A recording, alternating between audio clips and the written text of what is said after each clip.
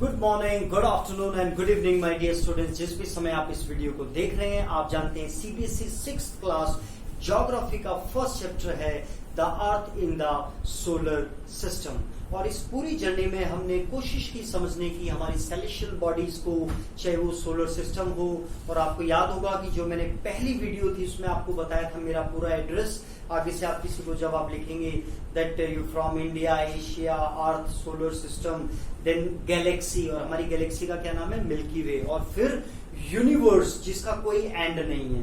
तो हम पढ़ रहे थे इसमें उन चीजों को देखते हुए हमने पढ़ा था सोलर सिस्टम, जिसको हम सोलर फैमिली भी बोलते हैं। और साथ में हमने देखा था हेड है उसके सन, है ना, जैसे घर के हेड होते हैं फादर साहब हमारे, तो वैसे ही सन को देखा हमने, प्लेनेट को देखा, फिर हमने देखा अबाउट अर्थ एंड मून। अब हम देखेंगे एस्ट्रॉइड्स एंड मीटेओराइड्स। तो प्यारे बच्चों, एस्ट्रॉइड्स और मीटेओराइड्स में पहले आप देख लें, आप ध्यान से देखेंगे मैं इसकी स्पेलिंग कैसे लिख रहा हूं, ST, है ना, ASTE रॉयड, और मीटी और रॉयड्स दोनों की स्पेलिंग जब आप, क्योंकि हमारी स्पेलिंग करेक्ट होनी चाहिए। तो एस्ट्रॉइड्स और मीटेओराइड्स में क्या फर्क है, पहले आप ये देख लें। एस्ट्रॉइड्स जो होते हैं उनकी एक बेसिकली स्पेसिफिक जगह है जहां पे वो घूमते हैं, मीटेओराइड्स भी हैं, लेकिन ये देखो प्लेनेट तो हो गए बड़े, है ना, उनकी कोई अपनी लाइट नहीं है, कोई अपनी उनकी कोई हीट नहीं है। ऐसे एस्ट्रॉइड्स और जो दूसरे हैं अपने, जो स्मॉल साइज में है, जो अपने मीटेओराइड्स हैं, इनकी भी अपनी कोई लाइट और हीट नहीं है इनकी भी।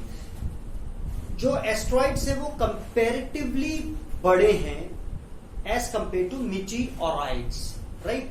प्लैनेट्स तो नो डाउट बहुत बड़े हैं, उसके बाद ड्वार्फ आते हैं ना, जो प्लैनेट जैसे, उसके बाद कहीं जाके एस्ट्रॉइड्स आते हैं कि वो और भी छोटे हैं, मतलब उनका साइज रॉक की तरह है वो, है ना, जैसे बड़े बड़े रॉक के वो घूम रहे हैं पूरे उधर। और जो मीटेओराइड्स हैं वो बिल्कुल कंकर की तरह की शेप के भी हो सकते हैं, बिल्कुल छोटे छोटे मीटेओराइड्स, ठीक है, मतलब उनका साइज थोड़ा बड़ा भी हो सकता है, लेकिन वो कंकर की तरह ही होते हैं। यानी कि अगर हम पूछें कि एस्ट्रॉइड्स साइज में बड़े हैं कि मीटेओराइड्स बड़े हैं, तो आपका आंसर क्या होगा, एस्ट्रॉइड्स। तो हम एक बार देख लेते हैं कि एस्ट्रॉइड्स एक्चुअल में है कहां। जब हम देखते हैं, मैंने क्या कहा था, 4+4, तो जो 4 इनर वाले, यानी कि माई वेरी एजुकेटेड मदर, इसके बाद यहाँ पे एक एस्ट्रॉइड्स है। अभी आप जब इसमें देखेंगे पहले बच्चों, तो आपको ये समझ में आ जाएगा बिल्कुल इजीली। आप ये देख रहे हैं माई वेरी एजुकेटेड मदर, उसके बाद ये देखो एस्ट्रॉइड बेल्ट है, ये देखिए साइज दिख रहा है आपको, ये ऐसे घूमती रहती है सूरज के आसपास, ठीक है। इसके बाद फिर ये जो 4 हैं बाकी के प्लैनेट्स हैं। तो आपने एस्ट्रॉइड्स की तो लोकेशन को आपको समझ में, मीटेओराइड्स की ऐसा कोई लोकेशन नहीं होती, वो मतलब इनके आसपास भी घूम रहे हैं लेकिन उनका साइज छोटा है, राइट। आपको इतना समझ में आ गया।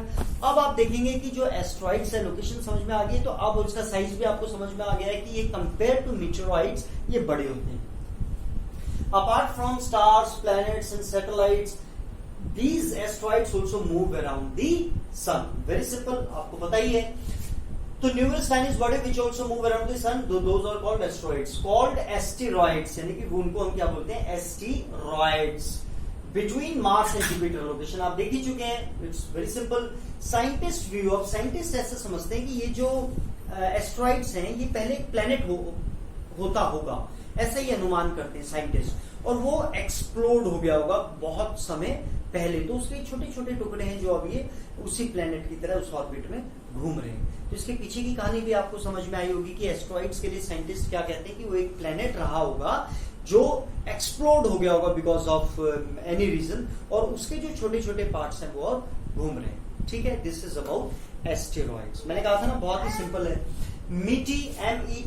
मीटेओराइड्स, आप देखेंगे यहाँ पे मैंने 2 गैप छोड़े हुए, यहाँ पे मैंने 3, ताकि हमें स्पेलिंग समझ में आ जाए।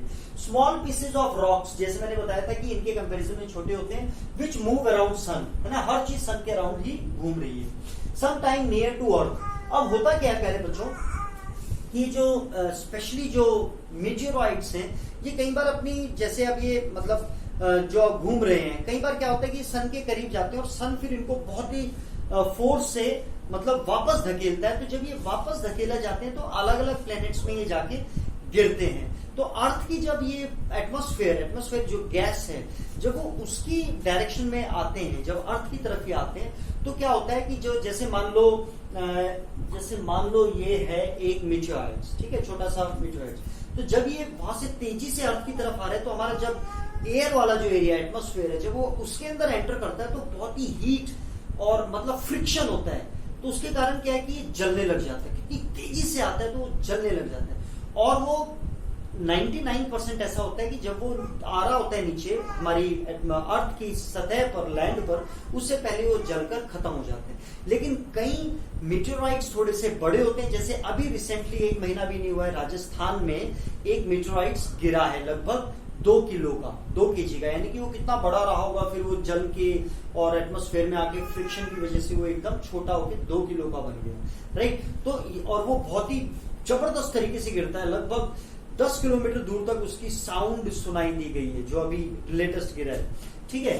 तो ये जब फ्रिक्शन क्या होता है, जब आप आपने ईंट जिससे घर बनते हैं, आप ईंट को कभी तोड़ना, राइट, बीच से 2 टुकड़े हो जाएंगे, फिर आप उसको घिसना जमीन पे या किसी उस पे हार्ड चीज पे, तो जब आप उसको शुरू में घिसोगे ना तो फ्रिक्शन के कारण, क्योंकि उबड़ खाबड़ है तो वो मुश्किल से घिसा जाएगा, लेकिन जब आप उसको घिसते रहोगे तो उसका फ्रिक्शन खत्म हो जाएगा, है ना, वो चिकना हो जाएगा, वो मतलब बिल्कुल सपाट हो जाएगा। तो फ्रिक्शन मतलब जब वो बहुत तेजी से, जब हम भी मान लो बाइक कभी तेज चलाते हैं तो हमारी पूरा मुंह जो है वो मतलब पता चलता है कि एयर लग रही है, तो फ्रिक्शन होता है, वो तो बहुत स्पीड से आता है तो वो जलने लग जाता है। कई बार हम कहते हैं ना कि वो तारा टूट रहा है, तो रात को जब वो दिखता है वो एकदम से आग लग जाती है उसके अंदर, तो हमें लगता है कि वो तारा टूट रहा है, लेकिन वो असल में वो तारा नहीं होता है, दैट इज मीटेओराइट्स। तो get heated and burn, it causes flash light यानी कि वो जो आग उसमें लगती है तो फ्लैश लाइट की तरह दिखती है, जूम, है ना, स्पीड भी काफी होती है उसकी। Some time meteor falls on earth, create hollow, और वो एक गड्ढा बना देते हैं। तो प्यारे बच्चों, ये था हमारा सोलर फैमिली या सोलर सिस्टम के जो 5 पार्ट्स हैं उसका एंड। लास्ट में अब आप देखेंगे गैलेक्सी, जो मैंने आपको शुरू में बताया था कि जो हमारा सोलर सिस्टम है it's a part of Galaxy, और हमारी गैलेक्सी का नाम है मिल्की वे, जिसको एंशियंट टाइम में हिंदुस्तान में, भारत में बोला जाता था आकाश गंगा। ये ऐसा लगता है जैसे एक रिवर ऑफ लाइट है जो स्काई में, एक ऐसी नदी जो लाइट से बनी हुई है वो चल रही है, तो इसलिए इसको क्या बोला जाता था, आकाश गंगा। और प्यारे बच्चों, बिलियंस ऑफ स्टार्स से मिलकर एक गैलेक्सी बनती है, billions not millions, billions of stars से मिलके एक गैलेक्सी बनती है, और हमारी गैलेक्सी जो सोलर सिस्टम है वो किसका पार्ट है, मिल्की वे का। ऐसी ही मिलियंस ऑफ गैलेक्सीज हैं, और वो सारे मिलके बनाती हैं ब्रह्मांड, जिसको हम बोलते हैं यूनिवर्स। और यूनिवर्स कितना बड़ा है आज तक साइंटिस्ट इसको नहीं मतलब पता कर पाए हैं, और ना ही इसको आई थिंक कभी पता कर सकते हैं, क्योंकि यू कैन इमेजिन मतलब इतने सारे स्टार, इतने बड़े, और उसके बाद मिलियंस ऑफ गैलेक्सीज जिनके अलग अलग अपने अपने नाम है, तो मतलब उसका डायरेक्शन, उसकी पोजीशनिंग, उसका अनुमान लगाना भी एक मुझे लगता है कि संभव नहीं है, जो आज तक संभव नहीं हुआ है। तो this is all about the earth in the solar system, my dear sons and daughters.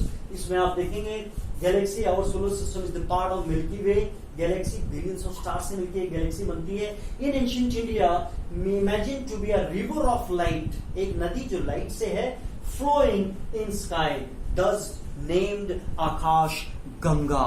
और मैं इसी उम्मीद करता हूं कि आपको ये प्यारे बच्चों समझ में आया होगा। This is for your click. कोई भी अगर आपको डाउट है प्लीज आप मुझे कमेंट बॉक्स में बताएं। Love you all, God bless you.